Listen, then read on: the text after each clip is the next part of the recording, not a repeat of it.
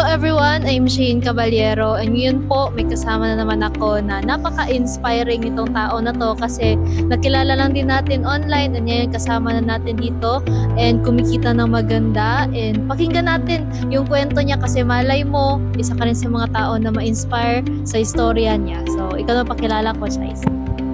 Yun, thank you so much Coach Shane. Yan, so hello everyone, I'm Aisa Lacuesa, dating sales lady for almost 5 years and isa talaga ako sa natulungan ng community na nabago ang buhay. Siyempre, isa rin sa nagturo sa akin si Coach Shane kung paano din talaga gawin, paano simulan yung online na ginagawa ngayon dahil din sa kanila talagang natutunan ko kung paano din talaga gawin yung business and ito yung naging resulta sa akin na di ko inakala, di ba?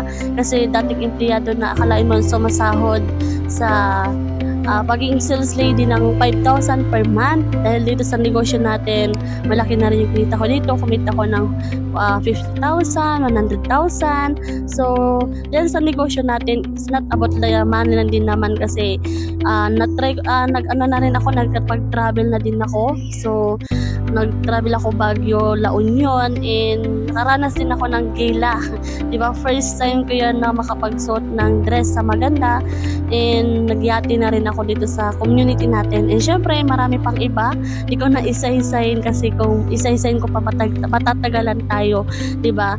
So, ang pinaka gagawin mo din talaga is decide ka sa sarili mo and tignan mo yung sitwasyon ng buhay mo. Yun yung maging motivation mo kung bakit mo din talaga gawin yung negosyo na to. Kasi bakit kung nangyari din nga sa akin, pwedeng mangyari sa'yo kasi hindi lang naman ikaw yung gagawa ng negosyo na to. Maraming tutulong sa iyo, lalong-lalo na si Coach Shane yung magtuturo din sa'yo kung paano gagawin. And syempre kami na i-guide ka namin, basta paniwalaan mo din talaga and lakihan mo lang yung pangarap mo.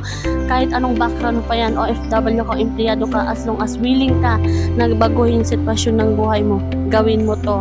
Malay mo, dito ka talaga maging successful sa buhay. And I'm so excited na ikaw naman yung next na matutulungan namin.